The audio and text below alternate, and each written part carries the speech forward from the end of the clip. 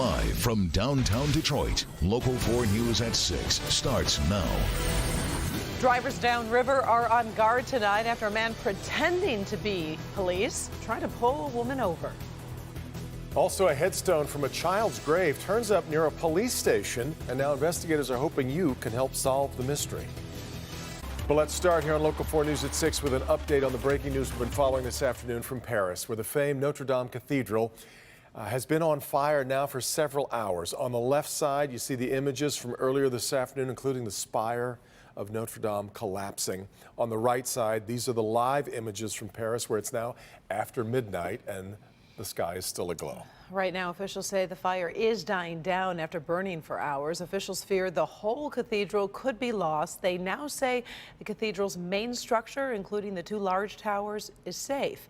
Officials say one firefighter is seriously injured. Their condition beyond that is unknown. We'll have much more on this coming up on NBC Nightly News at 6:30.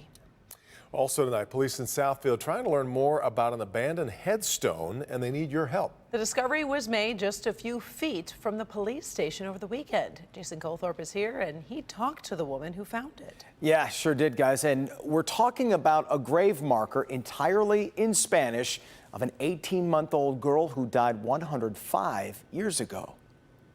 I'm the gravekeeper. That's me. Maxine Halprin has been in the Southfield Parks and Rec Department for 44 years. Oh, I've seen my fair share of everything. You got that right. This is a new one, though. I've never seen this yet. What she hadn't seen until Saturday was what was left by the dumpster near the police station. I got out and said, that's a headstone. And I went and looked at it and saw it was Spanish. And I was kind of shocked that it would be by the dumpster. And she wasn't about to throw it out. Bad karma. Yeah, bad karma. Good karma would be finding the family it belonged to. Someone could have found it cleaning out a house. It could have been in an old cemetery. She knows it didn't come from the Southfield Cemetery, where she's the caretaker, or she would have recognized the name, Maria Eulalia Sahagun. To me, that's somebody's loved one and somebody's stone, and I'm not just going to throw it out if we can find out where it came from and who it belongs to. This is where Maxine found the headstone early Saturday morning. She thinks it had to have been dumped a little bit before that or late Friday night. Either way, police should have a good chance at finding out who did it, considering there are surveillance cameras directly above. I'll just put it with my other ones, and hopefully someone will claim it. But if they don't, I guess I'll give it a little home here next to my other ones. And keep it safe. Yeah, she has other ones that people have left in her cemetery. Keeps an eye on those. Now, I did a little bit more digging on Ancestry.com today and found one record showing this girl was buried at the now defunct Calvary Cemetery, but in San Diego. However, there are two Calvary cemeteries near us, one in Chelsea and another in Rockwood. But a check of the memorials on Find a Grave at those two places came up empty. So, yeah, it is really strange that it would just show up. What about the surveillance cameras? Was there any luck in terms of finding anything there? Police haven't had a chance yet. They didn't expect to get to the video today, but right now everybody's thinking if this name rings a bell or if anybody knows or saw anything, call the city of Southfield or even the Parks and Recs department and we can get that back. It's obviously a very sad story at the heart of this because she was just so young. And you just wonder what happened. Yeah. All right, Jason. Well, Aretha Franklin is getting a lot of RESPECT after her death. The Queen of Soul received the Pulitzer Prize Special Citation honor today. She is the first individual woman to earn a Special Citation Prize since that honor was first awarded in 1930. So another groundbreaking moment for Aretha Franklin. The Pulitzer Board said the award was given to Franklin for her indelible contribution to American music and culture for more than 5 decades. She, of course, passed away last August 16th at the age of 76. A disturbing incident downriver has police reminding everyone what to look for when you're pulled over. Someone pretending to be an officer tried to execute a traffic stop, but as Larry Spule reports, the woman he targeted was too smart for that. Police say it happened here at this intersection of Sibley Road and Inkster Road. They say he targeted that woman right here in this intersection, attempting to pull her over. I spoke with women here in this area. They tell me they are now taking safety in their own hands. I had sat there and I kept telling my grandmother that it didn't look like a cop. And Gary Chaffins was right. He was not a cop. That's why BROWNSTOWN Township police are warning people in their area about a man going around acting like an officer. Police say a man was riding around in a dark color SUV over the weekend with red and blue lights on the rearview mirror and a spotlight near the driver's side. He was just sitting, he didn't move, he didn't go nowhere. When I came home, he was gone though. But police say he did attempt to pull over one woman near the intersection of Inkster Road and Sibley Road, but drove off when the woman called 911 during the fake traffic stop.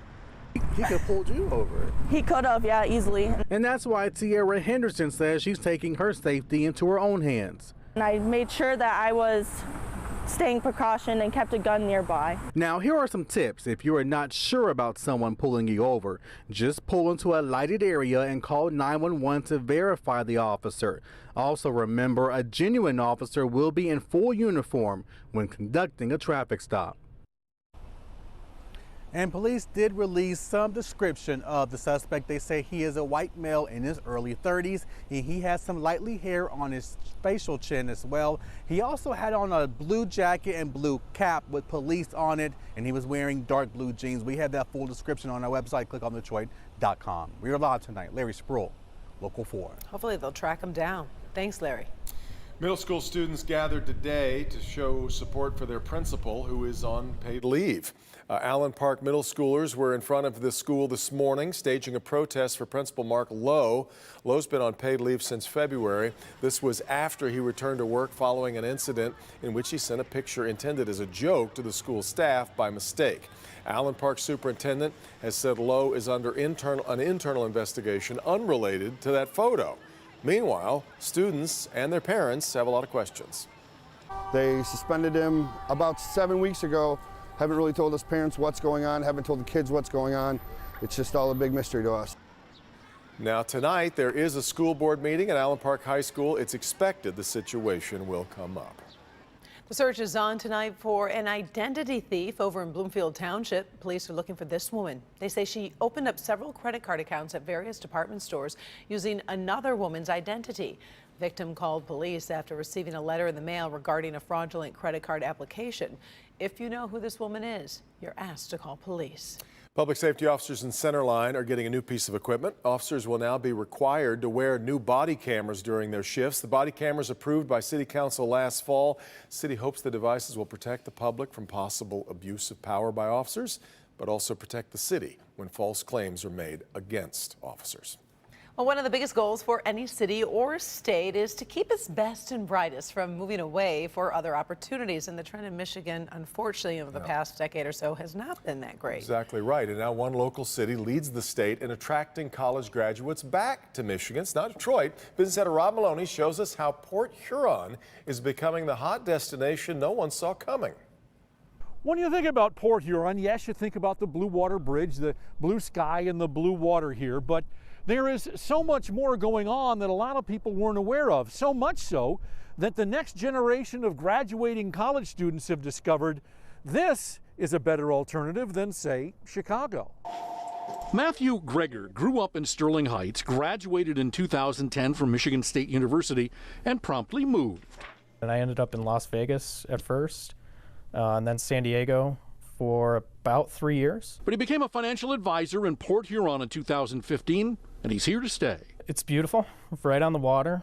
It's affordable to be here for a young person to get started and start a family and everything. I like the smaller community feel. Anique Mansell grew up here and left for nursing school. Moved to Biloxi because I had family there. Now she's working in Michigan Mutual Mortgage's accounting department, and she found one feature here surprisingly better than down south. I actually prefer the lake beaches here rather than the Gulf beaches there. This is, it's just more cozy. These two and others we met with today are part of Michigan's Brain Regain, and Port Huron City Manager James Freed says it's all about. We have a lot of jobs and a lot of opportunity, and you're seeing that natural flow, people coming home, people coming back the way they've always wanted to, but now have the ability to. The U.S. Census Bureau says Port Huron, with its quaint downtown, growing high-tech automotive sector, and other job opportunities, leads the state in bringing graduates back. It's the best thing I've ever done, actually. Now, they're experiencing a bit of a housing boom in Port Huron, as you would expect. And in fact, one of the young men that we spoke with today, Michael, who you saw in the piece there that we didn't hear from, told me that he grew up in Maine, went to the University of Maine at Orono, moved to Pennsylvania, then to Port Huron for an engineering job. And he said it reminds him of Maine and he has no reason to leave. He wants to stay. Reporting live, Rod Maloney, Local 4. Wow, that's a lot of small cities trying to figure out the cocktail that they've got going there. It's really a great story, Definitely Rod. a gem. Yeah. Thank you. Let's see what Lester Holt and his team are working on for NBC Nightly News coming up tonight. That's right. Lester joins us live from New York with a preview. Hi, Lester. Hey, Devin and Karen, coming up, if you're pulling your taxes together last minute, we're going to tell you everything you need to know. Plus, you may remember seeing that video of a daring North Korea soldier escaping to freedom a couple years ago. Well, tonight we have an exclusive interview with him on our broadcast. I remember that video so well. I think a lot of people have tried to figure out whatever happened to him, where he is now. Well, he's fully recovered and he's living in South Korea. He's now thanking the American medics who rushed him to the hospital after his escape. We're going to have much more on his story when we see you in just a few minutes. Of course, the minutes and the latest from Paris on the fire at Notre Dame as well. All right. Thank you very much, Lester. See you in about 20 minutes. People who get their exercise from running tend to live longer. That pretty much seems obvious, but you might be surprised at the amount of running needed to get that benefit. We'll have that coming up. And here's Ben. We are finishing up a gorgeous afternoon and evening, but are we using it all up for the rest of the week? We'll see if this can get repeated before Easter Sunday. All coming up in a few minutes. Thanks to people here at the Detroit Zoo, a rare wild animal is back where she belongs.